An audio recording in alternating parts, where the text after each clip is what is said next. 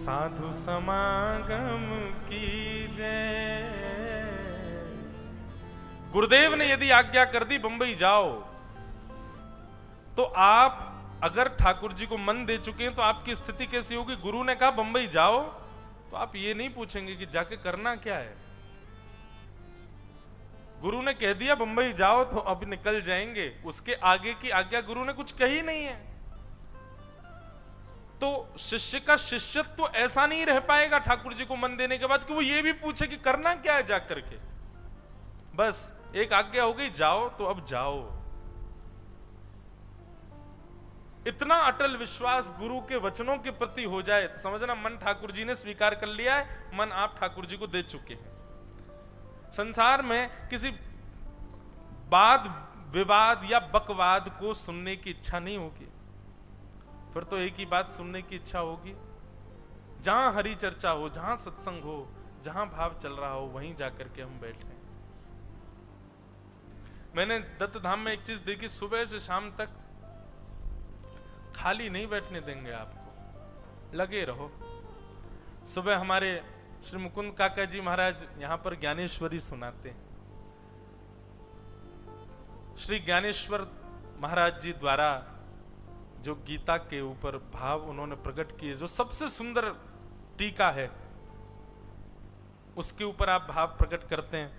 और मुकुंद काका जी ने मुझे कहा है कि आप जिस दिन आओगे उस दिन मैं हिंदी में बोलूंगा।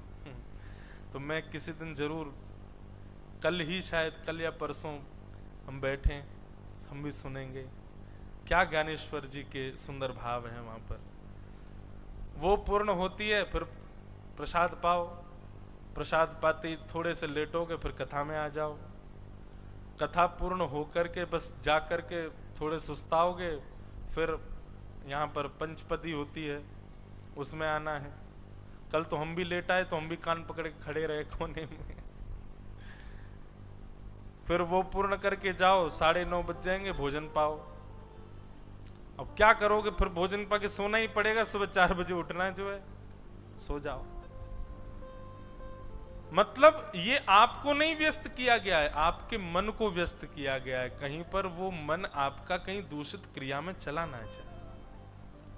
मन बहुत चंचल है बंधुओं, ये मन बड़ा चंचल है, कैसे तेरा भजन करूं, जितना इस समझा उतना ही मचल जाए,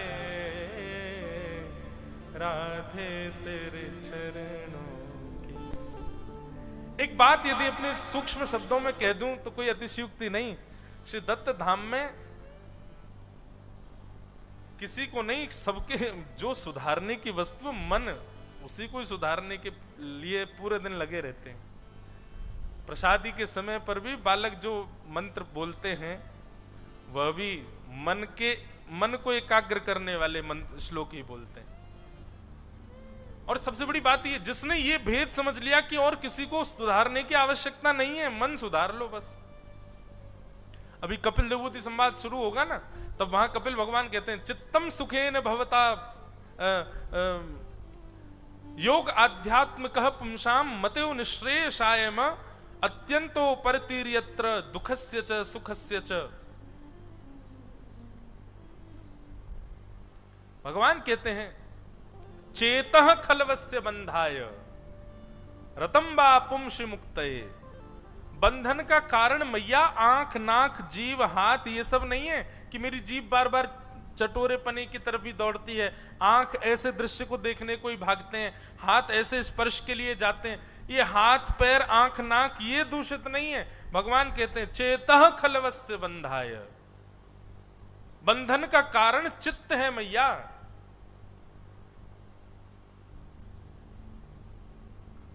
इंद्रियों को नहीं सुधारना है, मन को सुधारना है। और मन कैसे सुधरेगा? उसके लिए भगवान एक ही उपाय बताते हैं, बोले संग सुधरा और मन सुधरा। संग बिगड़ते ही मन बिगड़ जाएगा। यहां सुबह से शाम तक आपको किसी दूसरे व्यक्ति का संग हो ही नहीं पाएगा, कर ही नहीं पाओगे, जाओगे कहां? पूरे दिन लगे रहो, जो नियम है उन्हीं में ही।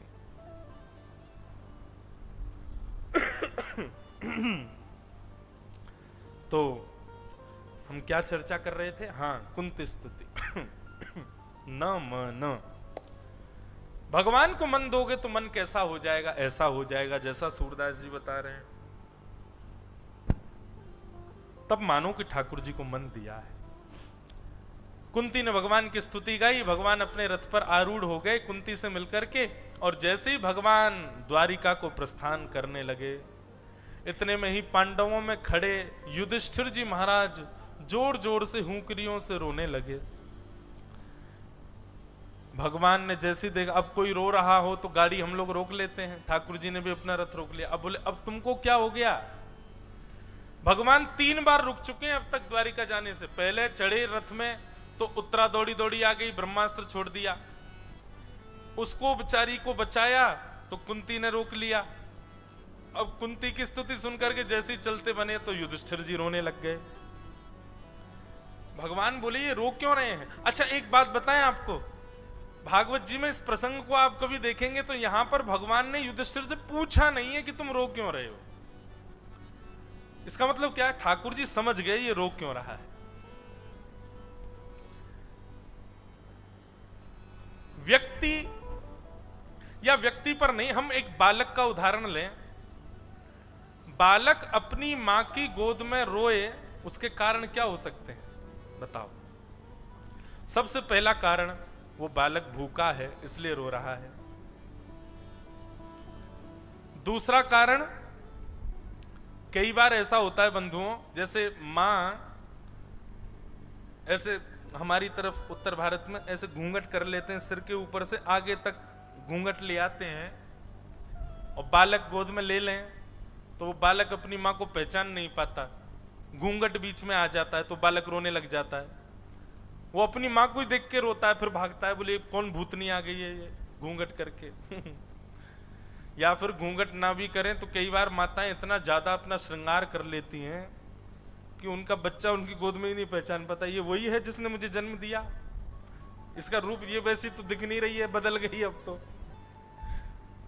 अच्छा देखो, ये भी एक वास्तविकता है कि श्रृंगार किया जाता है सबको रिझाने के लिए, लेकिन बालक, छोटा बालक जिसको ज्यादा भेद पता नहीं है, वो अत्यंत श्रृंगार युक्त मैया को देख के भी भयभीत होता है। ये वो तो है ही नहीं जो मेरी थी। ऐसे ही ठाकुर जी हैं। यहां मैं श्रृंगार का विरोध नहीं कर रहा हूं, मेरा खुद का इतना श्रृंगार होता है व्यासपीठ पे, देखो। श्रृंगार का कोई विरोध नहीं है, लेकिन हम जो विषय सुन रहे हैं उस पर चलें। क्यों रोता है बालक? या तो भूखा है, किसी पीड़ा में है, उसको दर्द हो रहा है इसलिए रो रहा है, और कोई दर्द नहीं है, पीड़ा नहीं है, भूख नहीं है, फिर भी मां की गोद में रो रहा है। इसका मतलब मां ने घूंघट किया है या फिर बहुत श्रृंगार करके अपना रूप, मतलब बालक अपनी मां को पहचान नहीं पा रहा है इसलिए रो रहा है। युधिष्ठिर के रोने का कारण क्या है?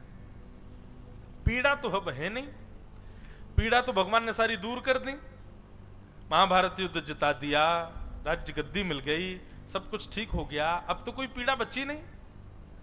अब क्यों रो रहा है? भगवान बोले ये मेरे रूप को जानता नहीं है, ये मुझे अभी पहचान नहीं पा रहा है। नहीं तो बंधुओं, अच्छा एक बात आप बिल्कुल स्पष्टता से बताना, सामान्य व्यक्ति रोए उस पर इतना प्रश्न नहीं, लेकिन व्यासपीठ पर बैठा कोई वक्ता है, यदि वो कभी रोने लग जाए, संत महात्मा साधु कभी विचलित सा दिखाई दे जाए तो आश्चर्य की बात हो जाएगी। बोले ये कैसे विचलित हो सकते हैं, इनके तो सदा भगवान साथ में रहते हैं, ये कैसे रो सकते हैं?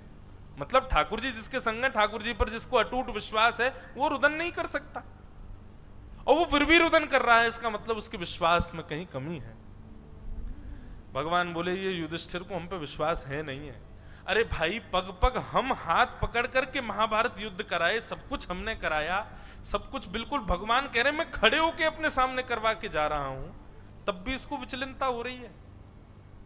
ये हमारे रूप को जानता नहीं है। भगवान रथ से उतरे, और रथ से उतरते ही भगवान ने आज्ञा करी, चलो युधिष्ठिर मैं जानता हूं तुम क्यों रो रहे हो। युधिष्ठिर बोले क्या क्यों रो रहा हूं बताना जरा। बोले बालद्विज सुहन मित्र पितृ भातृ गुरुद्वह, तुम्हारे युद्ध करने की वजह से छोटे बालक अनाथ हो गए, तुम्हारे युद्ध करने की वजह से महाभारत युद्ध में मारे गए सैनिकों की पत्नियां विधवा हो गईं, कितने माता पिताओं ने अपने बालकों को खो दिया। इस पीड़ा से तुम पीड़ित हो। युधिष्ठिर चरणों में गिर गए, बोले यही बात है। मुझे बस ये लगता है मैंने कितने बालकों को अनाथ कर दिया, मैंने कितनी माताओं को विधवा कर दिया, मैं युद्ध ही नहीं करता तो ठीक रहता। भगवान बोले हम सब जानते हैं, लेकिन अब अर्जुन को जो गीता सुनाई वो तुमको तो सुनाएंगे नहीं। हमको द्वारिका भी जाना है, लेकिन हां, जहां हमारी बात काम नहीं करेगी वहां हमारे वैष्णव भक्त की बात काम करेगी। ठाकुर जी बोलने लगे अर्जुन को सुनाने के लिए हम पर्याप्त थे, पर तुमको हम सुनाएंगे तो प्रभाव नहीं होगा, क्योंकि वैसे ही अविश्वास है तुम्हारा। इसलिए तुमको उससे सुनवाएंगे जिस पर तुम्हारा विश्वास है, और जो मेरा भी है। कौन? भीष्म पितामह। बाणों की सैया पर लेटे हैं, वो प्रतीक्षा कर रहे हैं श्याम सुंदर की। बच्चों, मेरा सबसे प्रिय पात्र है श्रीमद् भागवत में भीष्म पितामह। मुझे बहुत अच्छे लगते हैं। क्यों? अब उसके कारण हैं, बताऊंगा आगे। भगवान समस्त पांडवों को लेकर के युद्ध भूमि की ओर पुनः जा रहे हैं। बहुत सावधानी से सुनिएगा।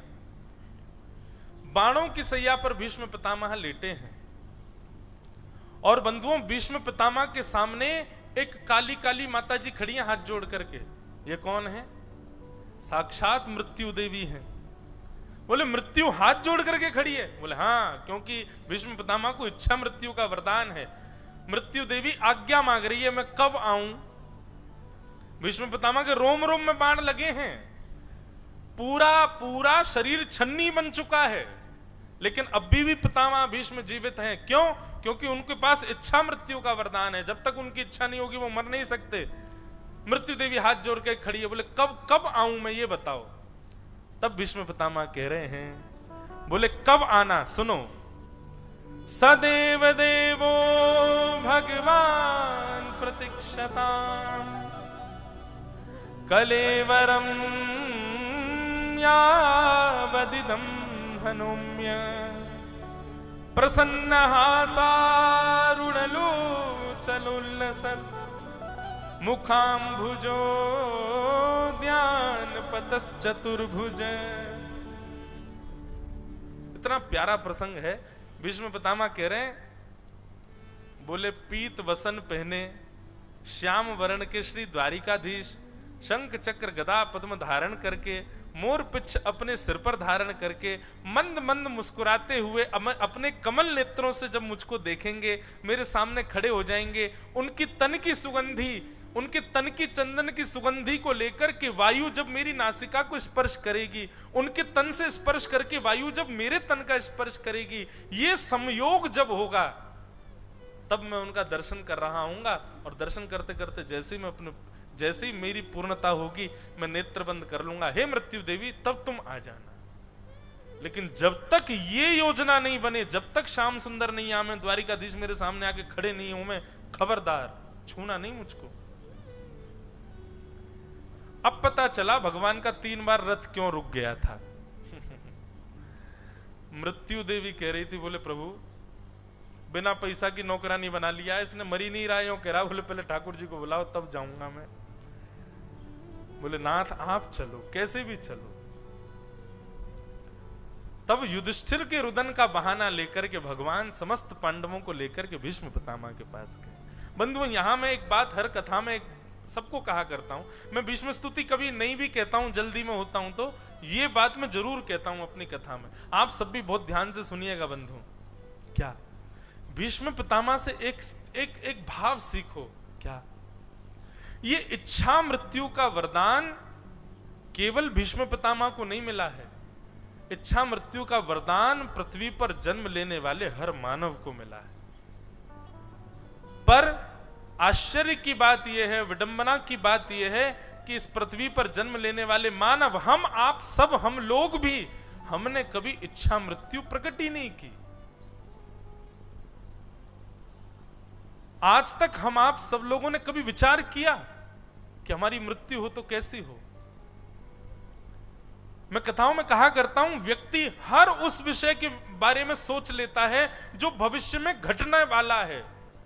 स्कूल कहां पढ़ूंगा, कॉलेज कहां जाऊंगा, ब्याह कैसी लड़की से करूंगा, कैसे लड़के से ब्याह करूंगी, पुत्र होगा तो उसका नाम क्या रखूंगी, पुत्री होगी तो उसका नाम क्या रखेंगे, बच्चे कौन से स्कूल में पढ़ेंगे, बच्चों का ब्याह कैसे घर में कराएंगे, फिर नाती पोते होंगे उनको कैसे खिलाएंगे, घर कहां बनाना है, नासिक में कैसी जगह रहना, सब कुछ विचार कर लेते हैं आप। और उन सब बातों को विचार कर लेते हो जिनके बारे में आपके पास गारंटी भी नहीं है कि जो आप सोच रहे हो वो होगा। पर ठाकुर जी ने एक गारंटी हमको जन्म से ही देकर के भेजी है कि तुम बेटा एक दिन मरोगे, चाहे कुछ कर लेना, एक दिन तुम्हारी मृत्यु निश्चित है। जो गारंटी में हमारे पास है कि हमको मरी जाना है, हमारी मृत्यु है ही एक दिन, हमने उसके विषय में कभी चिंतन नहीं किया। इच्छा मृत्यु का वरदान सबको मिला है, पर इच्छा मृत्यु प्रकट की नहीं है कभी किसी ने। इच्छा मृत्यु का भाव किसी ने प्रकट किया नहीं है। इसीलिए भैया आज गोदावरी जी के तट पर बैठे हो, श्री दत्त भगवान के चरणों में बैठे हो, नासिक में बैठे हो, आज ही एक इच्छा मृत्यु रखी है। मेरी क्या इच्छा है कि मेरे प्राण कब निकले। पीतांबरी कसी हो, मुखड़े पे एक हंसी हो, छवि मन में ये बसी हो, जब प्राण तन से निकले। श्री गंगा जी का तट हो, यमुना का वंशीवट हो, मेरा सांवरा निकट हो, जब प्राण तन से निकले। इतना तो कहना स्वामी, जब प्राण तन से निकले। आज ही विचार कीजिए। और हम आपको एक बात व्यासपीठ से कह दें, मैंने अपने सामने कई वैष्णवों को देखा है इच्छा मृत्यु प्राप्त करते हुए। हमारे खुद के नाना जी पंडित श्री कृष्णलाल शास्त्री जी, उनका मैंने दर्शन किया। जैसी जैसी उन्होंने इच्छा प्रकट की वैसे ही उनके प्राण भगवत धाम को प्रस्थान किए।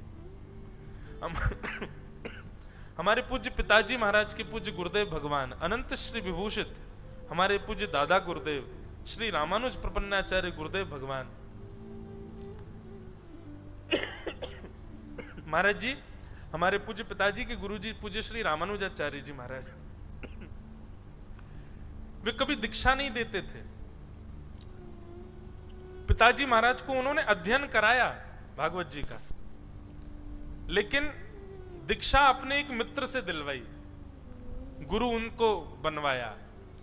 लेकिन वो इतना प्रेम करते। छोटी सी कथा सुनाऊं गुरुदेव की। हमारे पूज्य पिताजी महाराज बाल्यकाल में, छोटी अवस्था में, 7-8 वर्ष की आयु में रासलीला में कृष्ण बनते थे। घर परिवार में इतनी ज्यादा लोगों के पास में व्यवस्था नहीं थी, तो पिताजी 8 वर्ष की आयु में रासलीला में कृष्ण बनते थे। 50 रुपया महीना मिलता था, उसी से घर चलता था। लेकिन हमारे पूज्य पिताजी जब मुकुट पहन करके और काजल लगा करके बढ़िया बनमाली वेश धारण करके जैसे मंच पे आते थे, तो जितने भी दर्शनार्थी आते थे सबका चित्त हरण कर लेते थे। हमारे पूज्य पिताजी के गुरुदेव भगवान, देखो गुरु कृपा कैसी होती है। श्री रामानुज गुरुजी नित्य रासलीला देखने, अभी कथाओं का प्रचलन बंधुओं, पहले रासलीला ज्यादा देखते थे लोग। यहां भी संभवतः 1 से 7 मई तक रास का भी क्रम है। कथा के बाद में आनंद लेंगे हम लोग शाम को। लो वैसे ही बचा कुचा समय था, वो भी व्यस्त हो गए रासलीला होगी, लेकिन बहुत आनंद आता है। मैं भी पहली बार शायद एक जगह रुक करके पूरी रासलीला का दर्शन करूंगा 1 से 7 मई तक। बहुत आनंद आएगा। कथा, फिर उसके बाद स्नान आदि करके प्रसाद पर फिर रासलीला देखेंगे। तो रासलीला में पिताजी कृष्ण बनते थे। तो पिताजी एक, अच्छा, पहले रासलीलाओं में श्लोक बोले जाते थे भागवत जी के। तो पिताजी महाराज श्लोक बोलते हुए और बाकी अदा से जैसे श्री कृष्ण चलते हैं वैसे चलते हुए मंच पर आ रहे थे। सब दर्शनार्थी देख करके आनंदित। उन्हीं दर्शनार्थियों में पूज्य गुरुदेव भगवान बैठे थे। उन्होंने जैसे पिताजी महाराज को देखा, देखते ही उनके शरीर में रोमांच होने लगा और उनको ऐसा लगा मैंने प्रत्यक्ष श्री कृष्ण को देखा है। रात भर सोए नहीं, रात भर विचलित रहे। दूसरे दिन विद्यालय जाते थे पढ़ाने के लिए बच्चों को, विद्यालय पढ़ा करके फिर 2-3 विद्यालयों में जाते थे, सब जगह पढ़ा करके उनको बस यही प्रतीक्षा थी कब रासलीला में फिर से जाऊं, फिर से उस कृष्ण को देखूं। अब पूज्य गुरुदेव भगवान आसक्ति होकर के आते थे कि मैं कृष्ण को देखना, लोभ में आते थे कि उसको देखना है। लेकिन एक दिन, अब महापुरुष का ऐसा ही चिंतन होता है, एक दिन रात में सोचने लगे कल को यही बालक थोड़ा और बड़ा हो जाएगा, इसकी दाढ़ी मूछ निकल के आ जाएंगी, और जब दाढ़ी मूछ आ जाएंगी तो फिर ये कृष्ण नहीं बनेगा, फिर रासलीला वाले इसी को कंस बनाएंगे, और जब ये कंस बन करके आएगा तो मैं इसको कैसे देख पाऊंगा। मेरे नेत्र तो उसको ठाकुर जी के रूप में स्वीकार कर चुके हैं, अब मैं उसको अन्यत्र रूप में कैसे देखूं। तब गुरुदेव भगवान ने विचार किया ऐसा कुछ करूं कि सदा सर्वदा के लिए वो मेरे नेत्रों में ठाकुर जी ही रहे। तब गुरुदेव भगवान गए और जो रासलीला के आचार्य थे उनसे जाकर के कहा, बोले हमको आपसे कुछ चाहिए। अच्छा, गुरु जी का इतना नाम था कि पूरे वृंदावन में सब उनको पूछते थे। श्री डोंगरे जी महाराज कभी वृंदावन आते थे तो सबसे पहले पूज्य श्री रामानुज गुरु जी को प्रणाम करने जाते। बड़े बड़े विद्वान आकर के उनको प्रणाम करते थे। स्वामी श्री अखंडानंद जी महाराज तो उनको गुरु मानते थे, हमारे गुरु जी अखंडानंद जी महाराज को गुरु मानते थे, उनसे प्रवचन सुना करते थे नित्य। बड़े बड़े संतों का आवागमन लगा रहता था गुरु जी के पास। अब गुरु जी जाकर के रासलीला वाले आचार्य जी से कह रहे हैं कि हमको आपसे कुछ चाहिए, तो वो अरे गुरु जी आप आज्ञा करो, क्या दें आपको। बोले आपकी रासलीला में जो कृष्ण बनता है ये बालक हमको दे दो। रासलीला वाले आचार्य जी बोले बाबा कहा करेगो लाला को। बोले नहीं, हम बस चाहते हैं कि हम उसको अध्ययन करा करके विद्वान बनाएं, और विद्वान बना करके जो कृष्ण हमको दिख रहा है वो कृष्ण सबको दिखाई दे, ये हम चाहते हैं।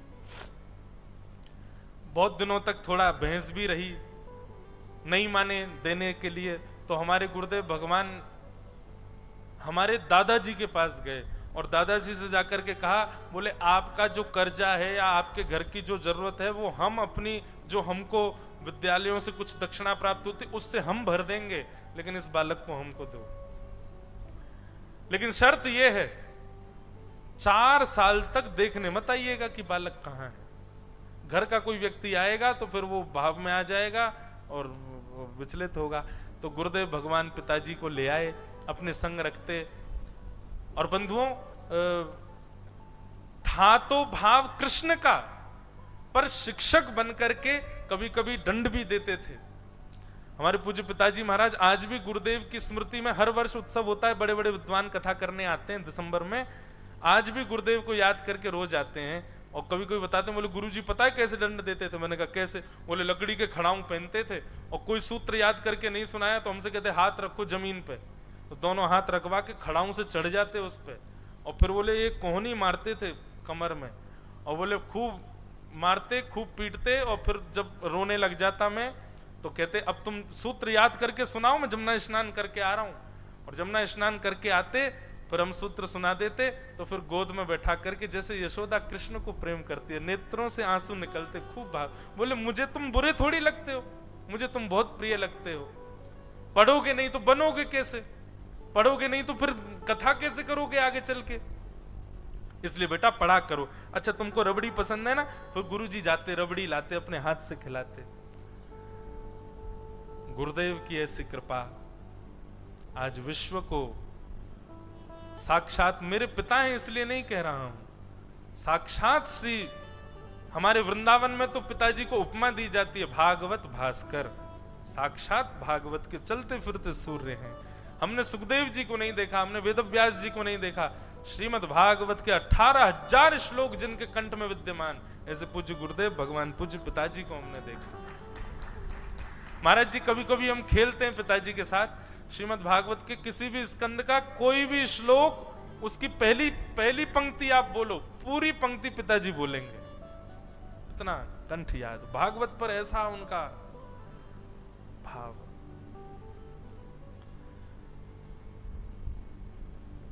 तो ये विषय मैंने इसलिए सुनाया कि गुरुदेव जो थे वो इतना प्रेम करते थे पूज्य पिताजी महाराज, पूज्य गुरुदेव भगवान से। उनकी मनी मन एक इच्छा रहती थी कि जब भगवत धाम गमन हो तब कृष्णचंद्र मेरे समीप हो। पूज्य गुरुदेव भगवान थोड़े अस्वस्थ थे, पिताजी कहीं से कथा करके आए तो पिताजी का नियम था रात्रि 2 बजे भी आते थे, और गुरुदेव का भी नियम था 3 बजे भी यदि आएंगे तो 3 बजे तक बैठे ही रहते थे कि कृष्णचंद्र आ रहे होंगे, कथा करके आके पहले हमको प्रणाम करेंगे फिर सोने जाएंगे। तो गुरुदेव भगवान कथा करके आए, रात्रि 2 बजे गुरुदेव को प्रणाम करने के लिए गए, और बस जैसे ही पिताजी महाराज का वहां आगमन हुआ, श्री कृष्ण गोविंद हरे मुरारे, हे नाथ नारायण वासुदेव, कृष्णाय वासुदेवाय, हरे परमात्मने, प्रणतः क्लेश नाशाय, गोविंदाय नमो नमः। इस श्लोक का उच्चारण करते हुए पिताजी की ओर देखते हुए गुरुदेव भगवान प्रस्थान कर गए।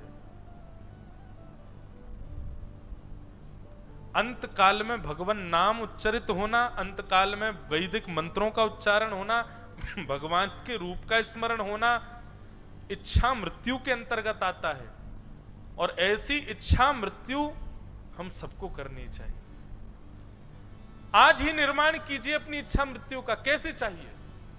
होनी तो है एक दिन, तो सोच लो उसके बारे में।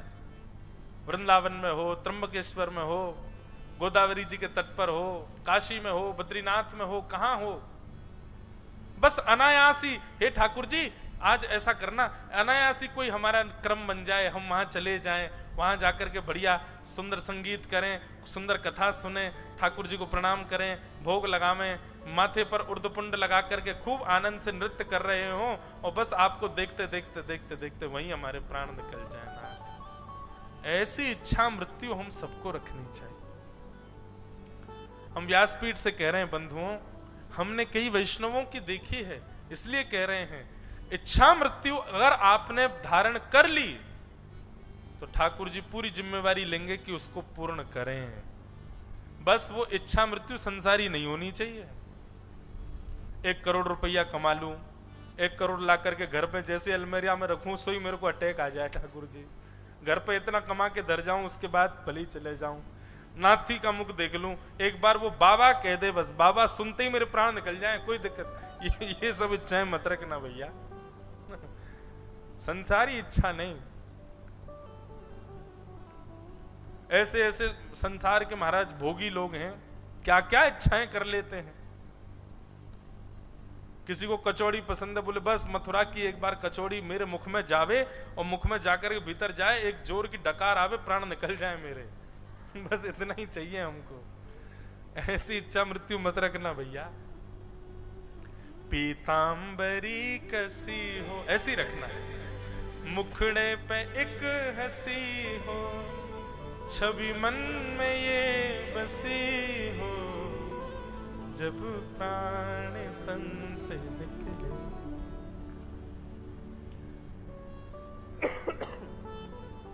भगवान पांडवों के साथ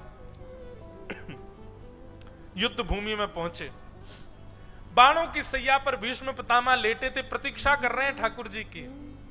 इतने में ही चंदन की सुगंधी आने लगी। चंदन की सुगंधी आते ही महाराज जितने जितने बाण लगे थे सबकी पीड़ाएं मानो जैसे दूर हो गई। बंधुओं एक बात बताएं, प्रतीक्षा में जिसकी प्रतीक्षा है केवल उसी की मिलन की पीड़ा होती है। उस समय संसार में और कोई अव्यवस्थित पीड़ा हो रही हो, उस पीड़ा का अनुभव नहीं होता। जब प्रतीक्षा होती है तो जिसकी प्रतीक्षा है केवल उसके मिलन की पीड़ा रहती है, उसके उस समय फिर अन्यत्र कोई पीड़ा आपको नहीं सताती। भीष्म पितामह के रोम रोम में बाण लगे, लेकिन भीष्म पितामह मुस्कुरा रहे थे। क्यों? प्रतीक्षा में है ना। इसलिए केवल एक ही पीड़ा है चित्त में कि श्री कृष्ण आवे हैं, कब आएंगे, कब आएंगे, कब आएंगे। मृत्यु देवी से पूछते हैं वो आएंगे ना? बोले हाँ आएंगे। वो मुझे देख के हंसेंगे ना? बोले बिल्कुल हंसेंगे। इसलिए और कोई पीड़ा का अनुभव नहीं हो रहा है। बंधुओं, श्याम सुंदर से मिलन की यदि आपके अंदर इच्छा प्रकट हो गई ना, सत्य बता रहे हैं, वास्तव में यदि भगवत मिलन की इच्छा चित्त में होगी तो संसार की कोई भी अव्यवस्था आपको व्यथित नहीं कर पाएगी, क्योंकि आप केवल एक ही पीड़ा में हो। मीराबाई कहती हैं, पल पल पिय को रूप निहारूं, निरख निरख सुख पाती, इनके बिन मोहे सल न परत है, जानत मेरी छाती।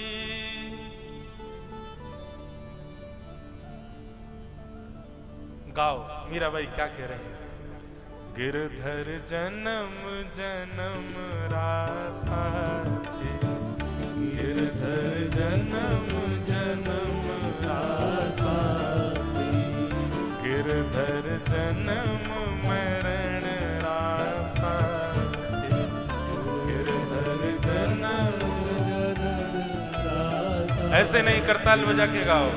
हो जाए नाय बिस्तरू में दिन राती, हो जाए बिस्तरू में दिन राती, हो जाए नाय बिस्तरू में दिन राती, हो जाए बिस्तरू में दिन राती, हो गिरधर जन्म मरण रासा,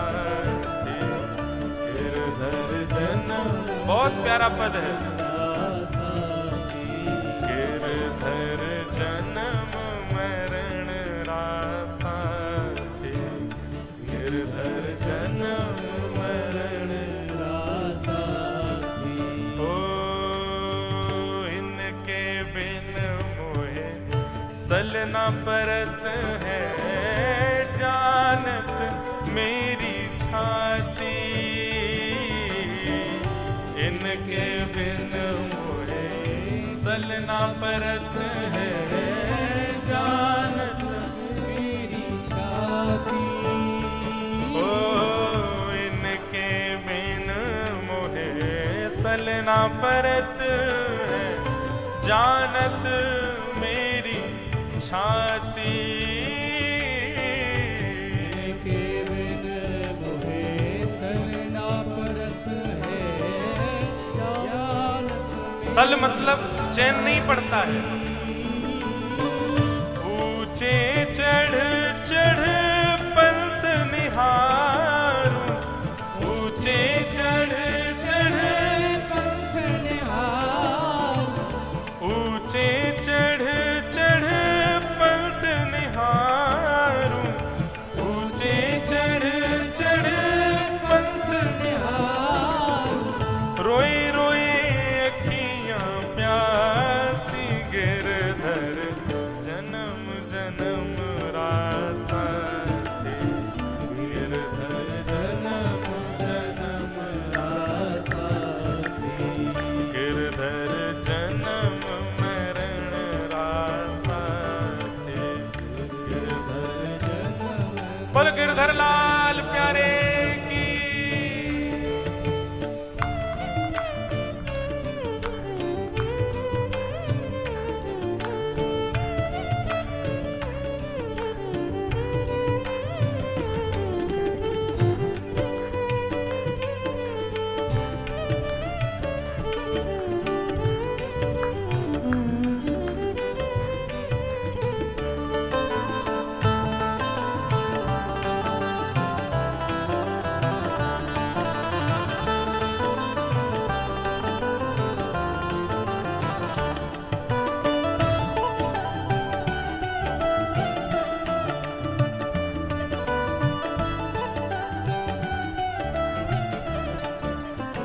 मीराबाई कहती है, पल पल पिय को रूप निहारूं, निरख निरख सुख पाती, पल पल पिय को रूप निहारूं, निरख निरख सुख पाती, हाँ पल पल पिय को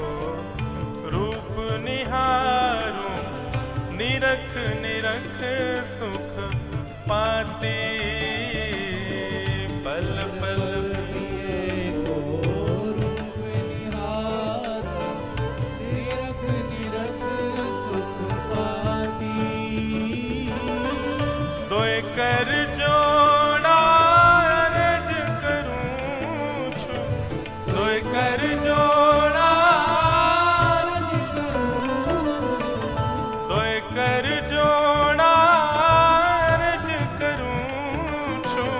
कोई कर जोड़ा अर्ज करूं छु। सुन ली जो मारी बाती गिरधर जन्म मरण रासा दे, गिरधर जन्म मरण रासा गिरधर जन्म मरण रासा दे।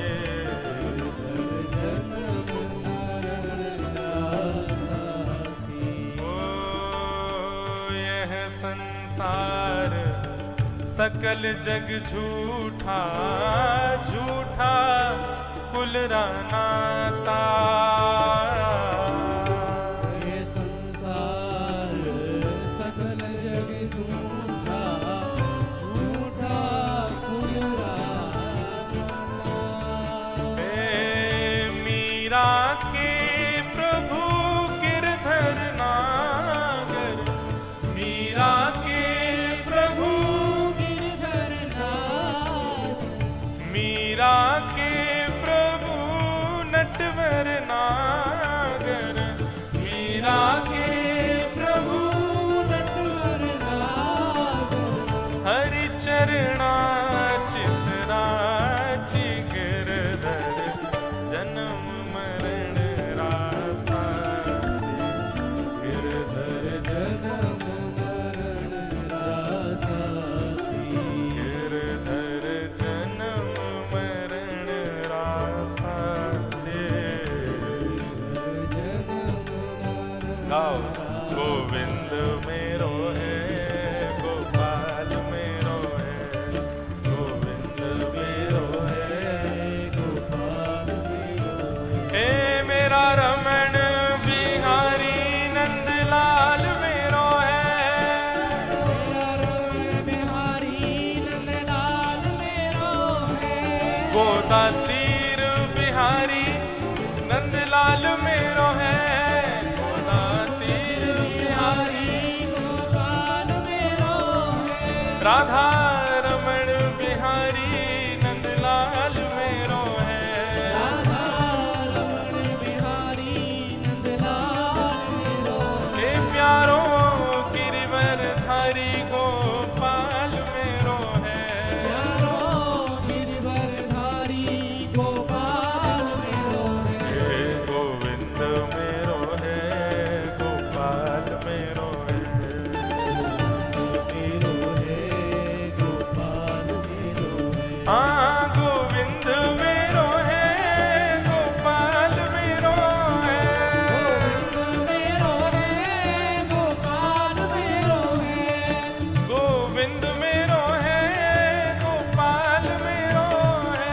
गोविंद मेरो है गोपाल मेरो है। हाँ गोविंद मेरो है, गोपाल मेरो है। गोविंद मेरो है गोपाल मेरो है। हे गोविंद मेरो है, गोपाल मेरो है। गोविंद मेरो है गोपाल मेरो है। प्रतीक्षा, जिससे हम प्रेम करते हैं, जब उसकी प्रतीक्षा होती है तब उस समय अन्य अव्यवस्थाएं, अन्य व्यथित स्थितियां हमको व्यथित नहीं करती। उसकी प्रतीक्षा में ही हम लीन रहते हैं। पर यही प्रतीक्षा यदि श्याम सुंदर की है तो फिर वही भक्ति बन जाता है, वही प्रेम सागर बन जाता है, जिसमें लाखों करोड़ों संत ऋषि महामुनि गोते लगा लगा करके आनंदित होते हैं। भीष्म पितामह को पीड़ा नहीं है क्योंकि प्रतीक्षा में। तभी चंदन की सुगंधी आने लगी। आहा, पितामह भीष्म के मुख पर मुस्कान आ गई। जैसी तिरछी नजर करके देखा, क्योंकि घूम तो सकते नहीं, बाण लगे हैं सब जगह। तभी पीत वस्त्र दिखाई देने लगे। सुंदर पीतांबरी पहन करके श्याम वर्ण के श्री द्वारिकाधीश सिर पर सुंदर पगड़ी पहनी है, मुकुट पहना है, मोरपिच्छ धारण किया है, मत्साकृत कुंडल। श्री विठ्ठल भगवान मत्साकृत कुंडल धारण करते हैं। मकराकृत कुंडल, मत्साकृत कुंडल, ये ठाकुर जी के कुंडलों के रूप है। मकराकृत कैसे होते हैं? बोले मकर, मकर मतलब मगरमच्छ, ऐसे मकर के भांति नीचे की तरफ लटके होंगे, ये मकराकृत कुंडल है। और श्री पंडरीनाथ भगवान, विठ्ठल भगवान जो धारण करते हैं मत्साकृत कुंडल। मत्स्य, दो मछली ऐसे कान पर जैसे मानो ऐसे लटकी रहती हैं ठाकुर जी की। एक मुझे पूरा तो याद नहीं, मेरे को अभंग याद नहीं होते, मराठी भाषा नहीं आती। मैं तो मुकुंद दादा के पास कल भी बैठा, कल भी आपने इतना सुंदर अभंग दिया, मैं आज उसको याद कर रहा था, लेकिन थोड़ा और अभ्यास करूंगा, फिर गाऊंगा जरूर। अभी जा थोड़ी रहा हूं, अभी तो 10 मई तक कथा है ना, एक आध दो तो सुना ही जाऊंगा जाने से पहले। सुंदर ते ध्यान उभे बिटवरे, सुंदर ते ध्यान।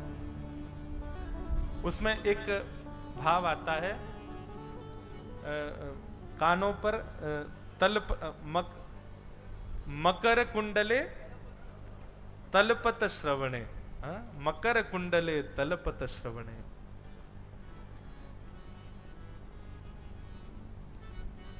तुकाराम जी का है, हाँ बहुत सुंदर। कल गाऊंगा मैं, कल कथा का प्रारंभ इसी पंक्ति से, इसी अभंग से करूंगा। सुंदर ते ध्यान उभे बिटवरे, सुंदर ते ध्यान।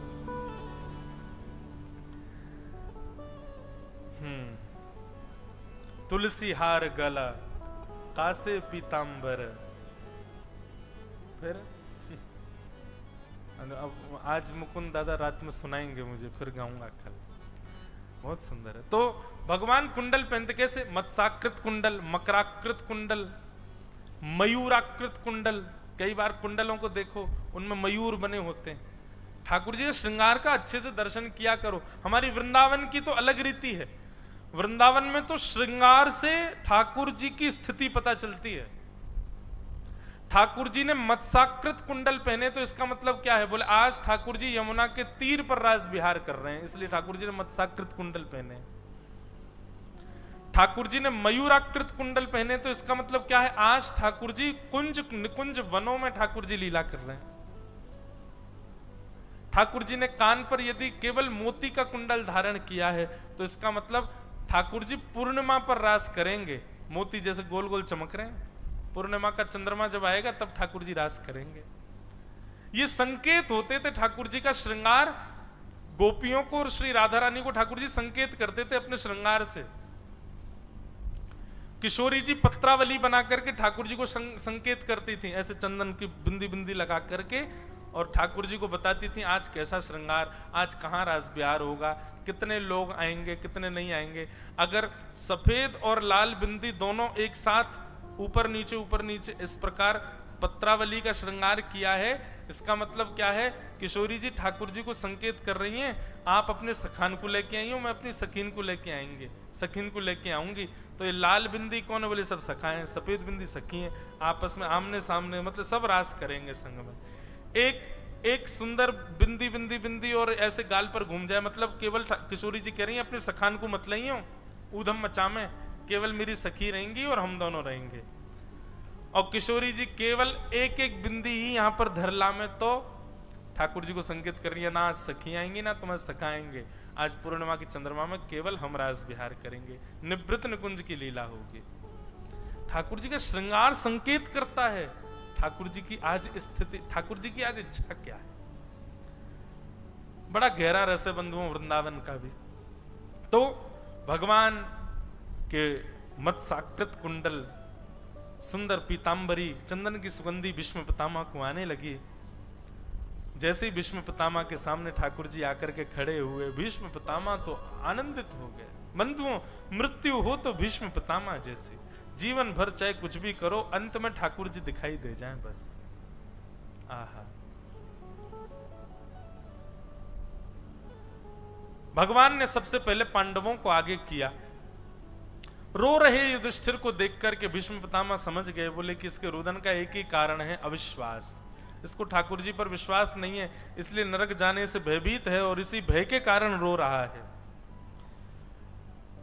भीष्म पितामह ने संकेत करते हुए कह दिया, ए सवई भगवान साक्षात दद्यो नारायण पुमान। ए सवई भगवान साक्षात, साक्षात भगवान है। हे पितामह, हे युधिष्ठिर, तुम इनको अपना भाई मत समझो। हे अर्जुन, तुम इनको अपना सारथी मत समझो। ये ठीक है, तुम्हारे सारथी बन गए, तुम्हारे प्रेम में आकर के, तुम्हारे भाई बन गए, तुम्हारे प्रेम में आकर के, तुम्हारे मित्रों की तरह तुम्हारे संग रहते हैं, तुम्हारे प्रेम के कारण, परंतु ये वास्तविकता में है कौन? ए सवई भगवान साक्षात, ये साक्षात भगवान है। इनके उस रूप को नजरअंदाज मत करो, और भगवान के साथ रहने पर ऐसा रुदन करना अविश्वास को घटाता है। युधिष्ठिर, इस प्रकार का अविश्वास ठीक नहीं। युधिष्ठिर कहने लगे, मुझे बहुत क्षोभ हो रहा है, मैंने अपनों को मार दिया, मैंने कितनी माताओं को विधवा कर दिया, मैंने कितने बालकों को अनाथ कर दिया। मैं अगर मना कर देता कि नहीं ठीक है हम वन में रह लेंगे, युद्ध नहीं करना, तो आज सब जीवित होते। तब भीष्म पितामह ने पांडवों को पंच धर्मों के विषय में बताया। बोले, बैठो, थोड़ा सुनो, क्या बता रहा हूं। दान धर्मान राज धर्मान मोक्ष धर्मान विभागस, स्त्री धर्मान भगवत धर्मान समास व्यास योगित। 5 प्रकार के धर्मों के विषय में भीष्म पितामह ने पहले प्रवचन किया। सबसे पहला धर्म कौन सा बताया? बोले, दान धर्म, राज धर्म, मोक्ष धर्म, स्त्री धर्म और भागवत धर्म। ये 5 प्रकार के धर्म बताए। सबसे पहला राजधर्म। राजधर्म को बताते हुए भीष्म पितामह कहते हैं, भ्रातापि भ्रातरम हन्यात ये न घोर तरस्ततः। बोले भैया, राजधर्म यहां कोई धर्म है ही नहीं। अगर भाई भी विपक्ष में खड़ा है तो उस भाई को हराने के लिए भी किसी भी स्थिति तक वो एक पक्षीय चला जाएगा और किसी भी हद तक गिर सकता है अपने भाई को ही हराने के लिए। यही राजधर्म है। और राजधर्म में रहने वालों को इस प्रकार जीत हासिल करने के लिए, इस प्रकार कभी किसी को हराना, अपने लोगों को ही पीछे दबा देना, इसमें उनको पाप नहीं लगता है, क्यों? ये राजधर्म है। इसलिए युधिष्ठिर, तुम्हारा रोना उचित नहीं है। युद्ध तो युद्ध है, तुम अपने राजधर्म का पालन कर रहे हो। राजधर्म में अगर युद्ध की घोषणा हो जाए तो सन्मुख यदि विपक्ष में शत्रु के रूप में भाई भी है तो वध तो करना पड़ेगा। यही राजधर्म है, इसलिए तुम चिंतित मत हो। दान धर्म बताया। सबसे पहला दान धर्म। दान धर्म के विषय में बताते हुए भीष्म पितामह कहते हैं, दान बहुत सोच समझ के। सबसे बढ़िया दान कौन सा है बंधुओं संसार में, बताओ? शास्त्रों में बहुत सारे दानों का विधान है, लेकिन भागवत में मैंने जो खोजे हैं 2 दान सर्वश्रेष्ठ हैं। पहला दान अभय दान, किसी को आपसे भय ना हो, अभय दान। किसी के चित्त में आपके प्रति भय नहीं, प्रेम है। सबके चित्त में आपके प्रति प्रेम है, किसी के भी चित्त में भयभीत नहीं है, कोई भयभीत नहीं है आपसे, अभय दान। जैसे कि गुरु का स्वरूप है, उससे भयभीत नहीं है, उसके सामने सब कुछ कहने का मन होता है, उसके सामने सब कुछ सुनाने का मन होता है, सब कुछ बोलने का मन होता है। तो ये दान सबसे बड़ा दान है, अभय दान।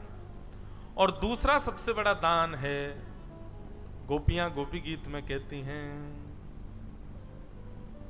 तब कथामृतम तत्परम सत जीवनम कविभिरीडितं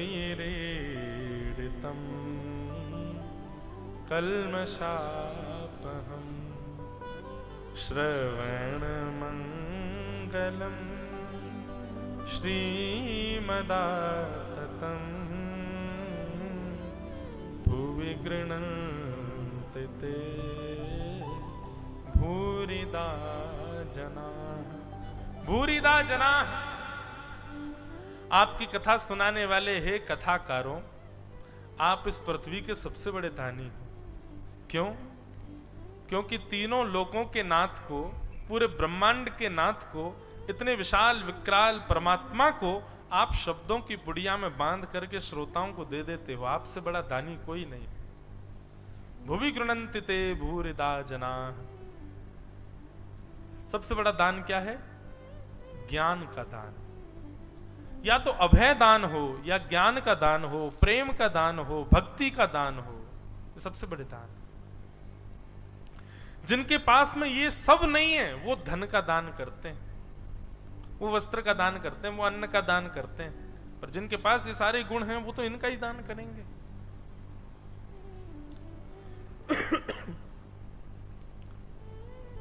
भीष्म पितामह ने दान विषय बताया, राजधर्म बताया, दान धर्म, राजधर्म, मोक्ष धर्म। मोक्ष धर्म बताते हुए भीष्म पितामह कहते हैं मोक्ष धर्म क्या है? मोक्ष एक ऐसी वस्तु है जिसको सब चाहते हैं।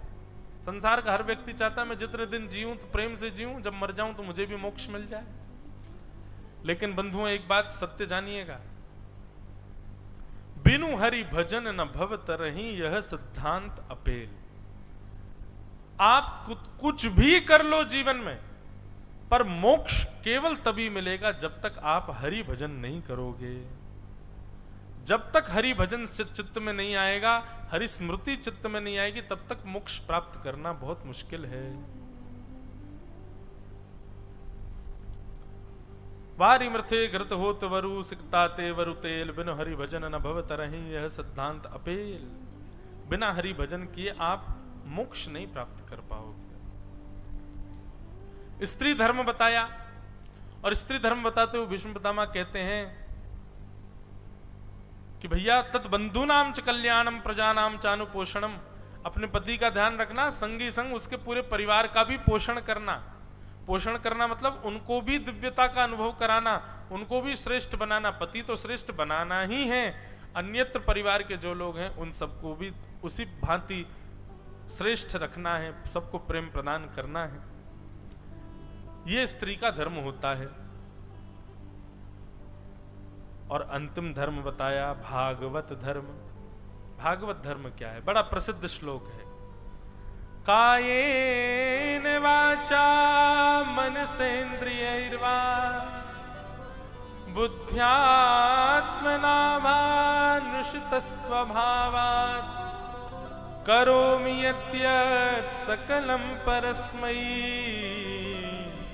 नारायणायेति समर्पयेत्।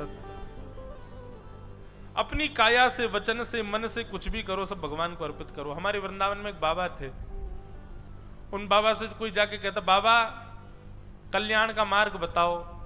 बाबा कहते तेरे खाते में कितने रुपया पहले जे बता। और व्यक्ति कहता बाबा 2 लाख रुपया है। बाबा डंडा लेके भागते, 2 लाख रुपया में कल्याण कराएगा अपनो, भागी आते। एक बार एक व्यक्ति आया, बोले मेरे खाते में 1 करोड़ रुपया है। मैं जाके बाबा से कहूं बाबा मेरे कल्याण को मार्ग बताओ। बोले खाते में कितने रुपया? बोले बाबा सबसे ज्यादा 1 करोड़ रुपया मेरे खाते में। बाबा उसके पीछे पत्थर लेके भागे, बोले 1 करोड़ में कल्याण कराएगा। एक बार एक ने पांव पकड़ लिए, बोले बाबा 1000 में भी कल्याण नहीं करते, 1 लाख में भी कल्याण नहीं करते, 1 करोड़ में भी। अब कितना लाए हम, कितना खाते में होना चाहिए तब कल्याण होगा? तब बाबा बैठा के बोलते अरे पागल, तुम सांसारिक खातों की बात करते हो, मैं तो ठाकुर जी के चरण रूपी खाते की बात करता हूं।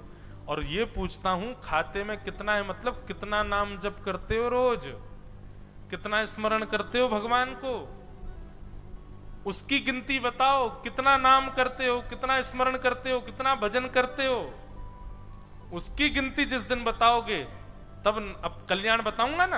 अब नाम जब करते नहीं हो, भजन करते नहीं, कीर्तन करते नहीं, तो करोड़ रुपया धरे रहो बैंक में, उससे कल्याण होगा ही नहीं।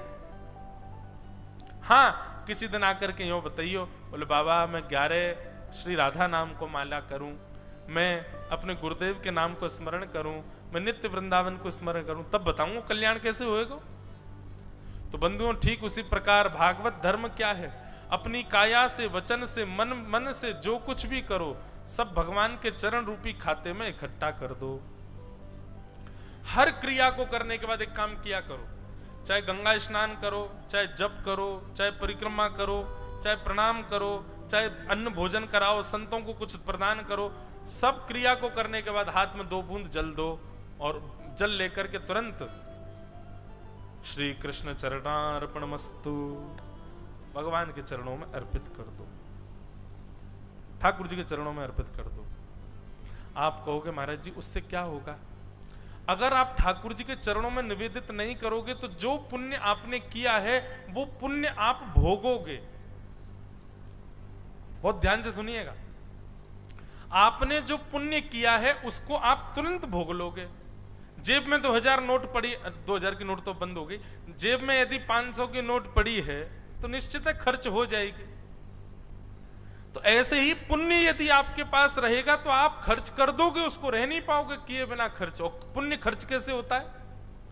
अपनी प्रशंसा कहीं सुन लोगे, पुण्य खर्च हो गया। अपना मान सम्मान कहीं सुन लोगे, खर्च हो गया। कोई आपकी बड़ाई कर देगा, तुरंत आपका पुण्य खर्च हो जाएगा। एवं संसार में मिलने वाली उपभोक्ताएं, संसार में मिलने वाले भोग विलास, जब उनको भोगोगे तो अपने पुण्य के बल पे ही भोगोगे। पुण्य खत्म होता है भोग भोगने से। आज घर पर भोजन नहीं करेंगे, बाहर खाने चल रहे हैं, बाहर खाने के लिए गए, बिना भोग लगाए ठाकुर जी का प्रसाद जैसे ही पाने लग जाओगे, भोग भोग रहे हो, उससे आपका पुण्य कम होगा। अपने पास रखोगे तो अपने पास रखने से पुण्य को खर्च कर दोगे। इसलिए क्या करें? श्री कृष्ण चरणार्पणमस्तु, ठाकुर जी के चरण में अर्पित कर दो। तो फिर क्या होगा? बोले जो तुम्हारे बट में है केवल उतना ही भोगोगे, पुण्य के बदले पे एक्स्ट्रा नहीं भोगोगे। तो बोले ठाकुर जी के चरणों में गया, उससे हमको क्या फायदा होगा? बोले यदि मृत्यु के बाद किसी कारण से यदि नरक जाना होगा तो भगवान अपने चरण से उन पुण्यों को भेज देंगे जो हमने अर्पित किए, और उन पुण्यों के प्रताप से हमारे नरक के द्वार बंद हो जाएंगे और हमको श्री कृष्ण के चरणार बिंदों की प्राप्ति हो जाएगी। इसलिए समझ में आई कि नहीं पता नहीं आपको बात, पर मैंने कह दी। कुछ भी करो, श्री कृष्ण चरणार्पणमस्तु, सब भगवान को अर्पित करो, उसमें फायदा है। बराह पुराण में एक जगह प्रसंग आता है कि भगवान आप कहते हैं कि अंतिम श्वास में अगर आपको कोई याद करे तो ही आपको प्राप्त करेगा, और कोई आपको याद करना भूल जाए तो भगवान कहते हैं यदि जीवन पर्यंत किसी ने मेरा स्मरण किया होगा तो उसको बिल्कुल घबराने की जरूरत नहीं है। जीवन पर्यंत जो मेरा स्मरण करता है, यदि अंत काल में वो मेरा स्मरण नहीं कर पाता तो मैं उसका स्मरण कर लेता हूं, मैं उसको याद कर लेता हूं। इसने जीवन भर मेरा नाम जप किया, अब ये नहीं कर पा रहा, कोई बात नहीं, मैं उसको याद कर लेता हूं। या फिर जो जीवन पर्यंत पुण्य करने के बाद मेरे चरणों में अर्पित कर देता है, ऐसे व्यक्ति के अगर अंतिम क्षण में यदि किसी घटना से मृत्यु हो जाए, किसी अन्य काल से मृत्यु हो जाए और वो किसी कारण से मेरा नाम ना गा पाए, तो उसके संचित पुण्य जो उसने मेरे को अर्पित किए, उन पुण्यों के प्रताप से मैं उसको मुक्ति प्रदान कर देता हूं। जितनी बार गंगा जी में स्नान करो, हाथ में जल लो, कृष्ण चरणार्पणमस्तु। और अगर ये श्लोक आता है तो बहुत अच्छा, कायेन वाचा मनसे इंद्रियैर्वा बुद्ध्यात्मना वा अनुसृत स्वभावात् करोमि यत् यत् सकलम परस्मै नारायणायेति समर्पयामि। और पूरा याद नहीं हो तो इतना ही याद कर लो, नारायणायेति समर्पयामि। एक बूढ़ी माता जी थी, वो कहीं कथा सुन के आई, उन व्यास जी कह रहे थे जो कुछ भी करो, काया से, वचन से, मन से, बुद्धि से, सब भगवान को अर्पित कर दो। अगले दिन मैया ने घर में झाड़ू लगाई और झाड़ू लगा के सारा कूड़ा इकट्ठा किया, इकट्ठा करके बाहर डाल दिया, नारायणायेति समर्पयामि। नारद जी महाराज ने देख लिया। नारद जी महाराज बोले, हे पागल मैया क्या कर रही हो? दुनिया के लोग ठाकुर जी को पुष्प चढ़ाते हैं, प्रसाद चढ़ाते हैं, नैवेद्य चढ़, तुम कचड़ा चढ़ा रही हो ठाकुर जी को। ए तू नहीं जाने बाबा, व्यास जी कल कथा में कह रहे थे जो कुछ भी करो सब भगवान को दे दो।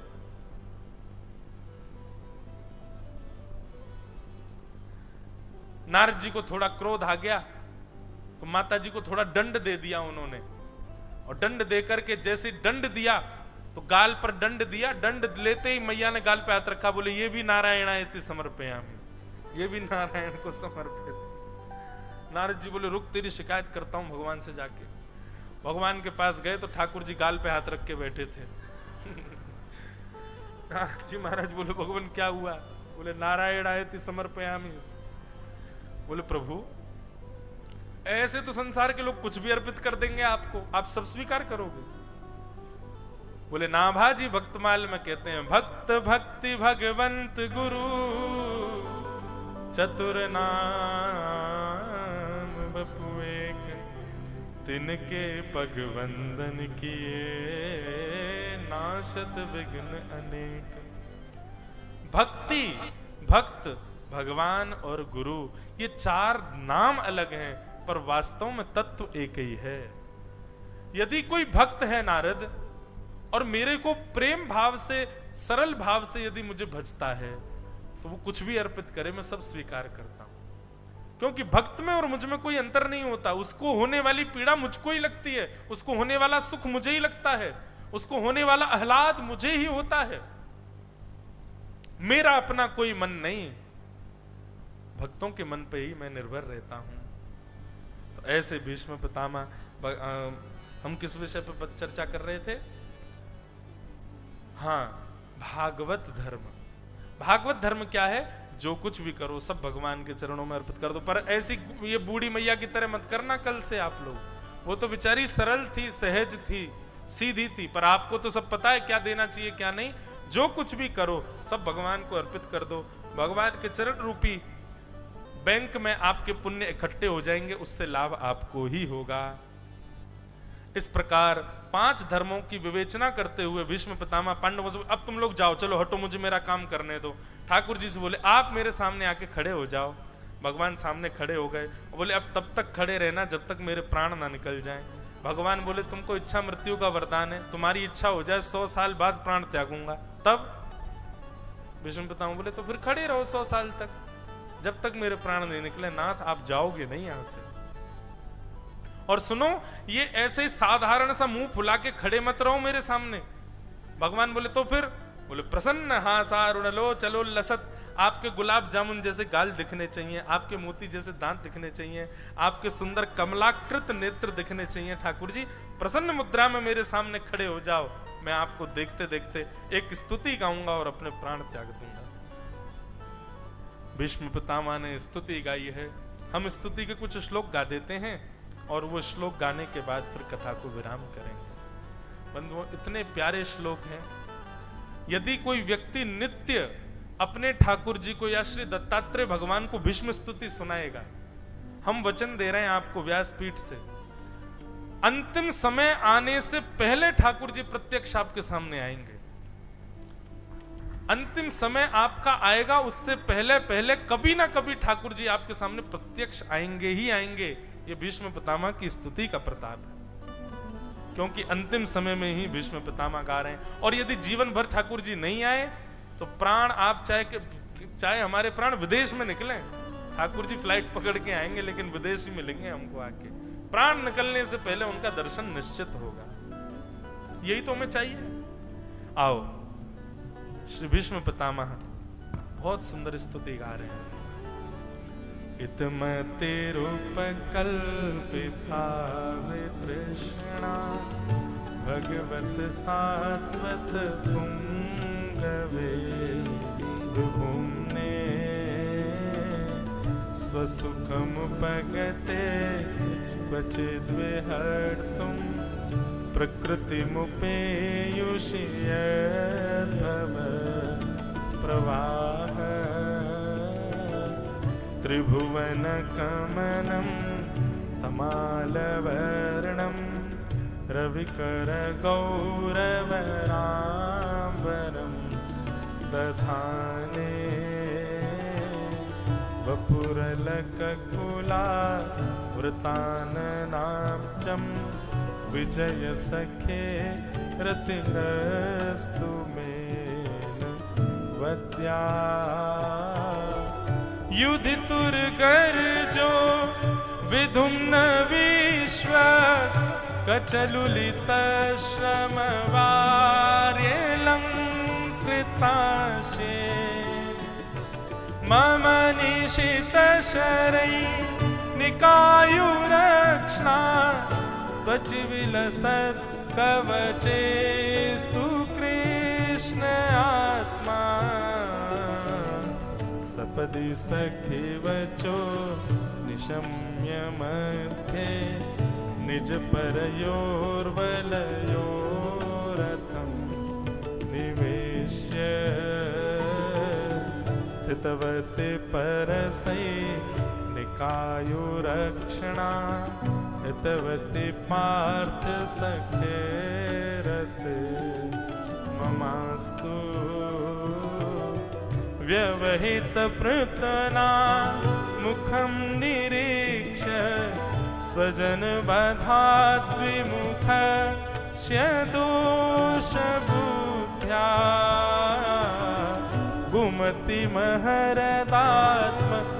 गुमतिमहरदात्मविद्ययाय चरणरति परमस्य तस्य मेस्तु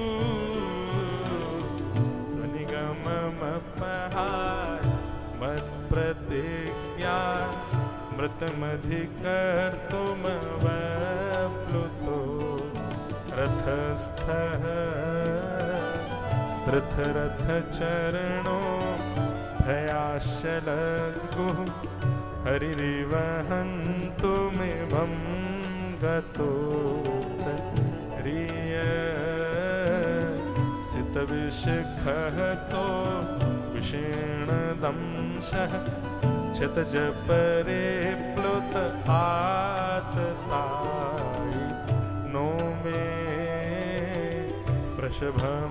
वृषभमभषसार मद्वदार्थः सबवन्तु मे भगवान् गते मुकुन्द विजयरथ कुटुम्ब आततोत्रे धृतः यरस्मिन् तच्छ्रियेक्षणीये भगवती रतिरस्तु मे मुमूर्षो यमिः निरीक्ष्य हता गता स्वरूपम् ललित गतिविलास वल्गुहास प्रणय निरीक्षण कल्पितो रुमाना कृतमनुकृतवत्य उन्मदान्धा प्रकृतिमगन् किल यस्य गोप वध्व मुनिगणनपवर्य सङ्कुलेन्तः सदस्य युधिष्ठिर राजसूय येषाम् अहरणमुपपेद ईक्षणीयो मम दृशिगोचर एषया विरात्मा तमिममहमजं शरीरभाजां हृदि हृदिधिष्ठित मात्मकल्पितानां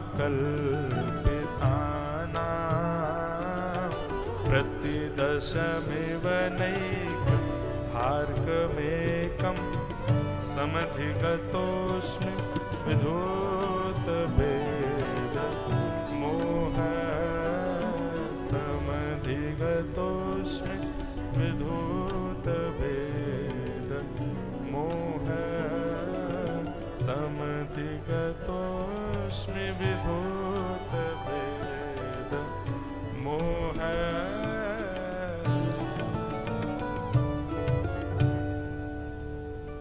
बोलो भक्तवत्सल भगवान की जय। अपनी प्रथम कथा के बाद आज शायद पहली बार मैंने भीष्म स्तुति पूरी गाई है।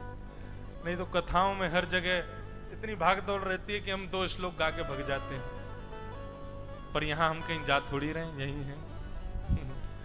अब कल भीष्म पितामह की इस स्तुति का हम लोग विस्तार से वाचन श्रवण करेंगे, बड़े प्रेम और भाव से, खूब आनंद से ठाकुर जी के चरणों में भीष्म स्तुति के भाव सुनेंगे।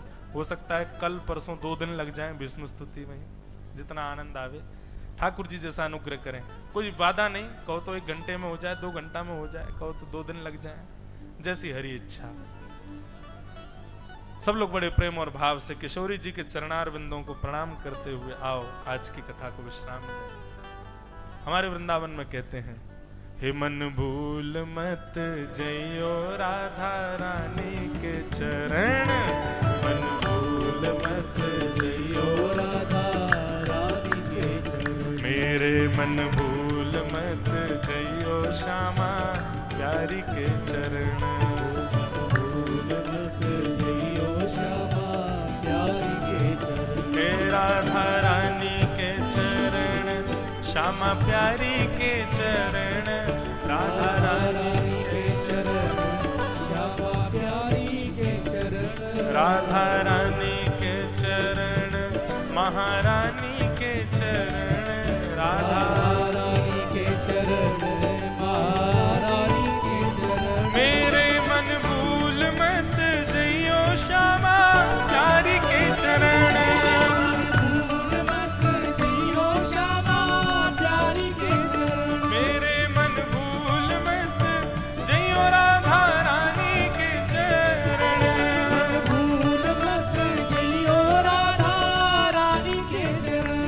जाके श्याम और हेर, राधे राधे राधे टेर, जाके श्याम और हेर, राधे राधे राधे टेर, जाके श्याम और हेर, राधे राधे राधे टेर, जाके श्याम और हेर, राधे राधे राधे टेर, हे बांसुरी में बेर बेर कर नाम से रमण, बांसुरी में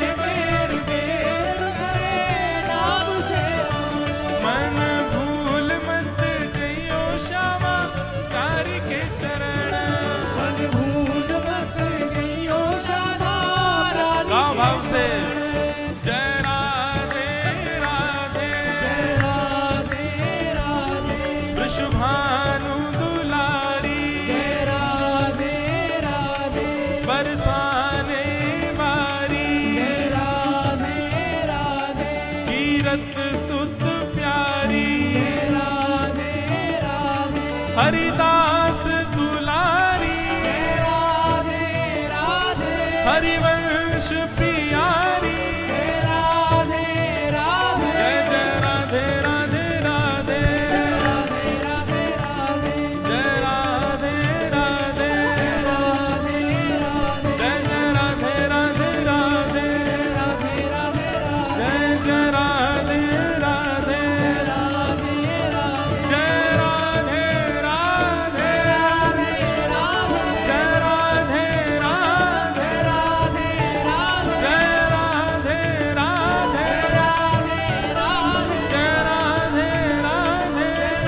जय जय राधे राधे,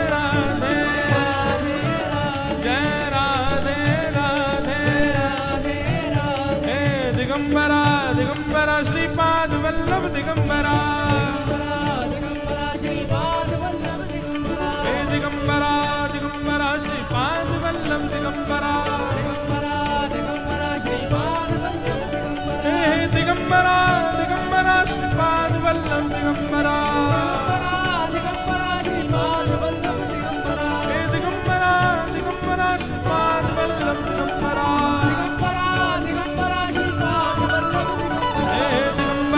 दिगंबरा श्रीपाद वल्लभ दिगंबरा, वल्लभ दिगंबरा, दिगंबरा दिगंबरा श्रीपाद वल्लभ दिगंबरा, दिगंबरा श्रीपाद वल्लभ दिगंबरा, दिगंबरा दिगंबरा श्रीपाद वल्लभ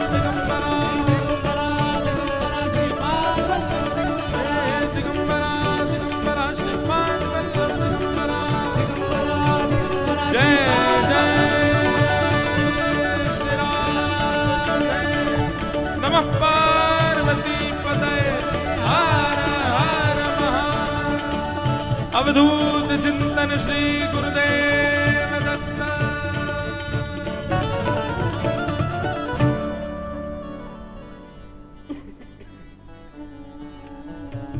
आरती थे पावन पुराण के, आरती ते पुराण के, धर्म भक्ति विज्ञान खान की, धर्म भक्ति विज्ञान खान के, महापुराण भागवत निर्मल, महापुराण भागवत निर्मल, सुखमुख विगलित निगम कल्प फल,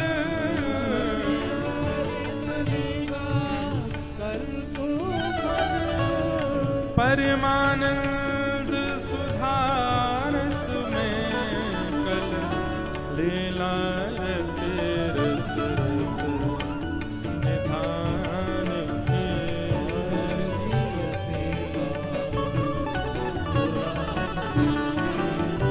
विषय विलास विमोह विनाशिनी,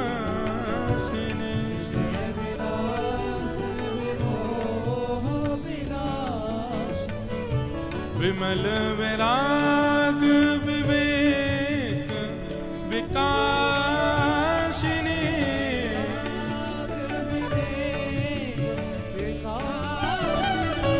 भगवत तत्व रहस्य प्रकाशन, परम ज्योति परमात्म ज्ञान की आरती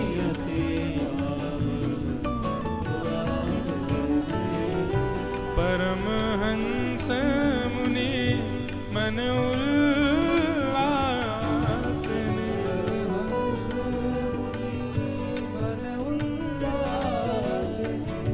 रसिक हृदय रस रास विलास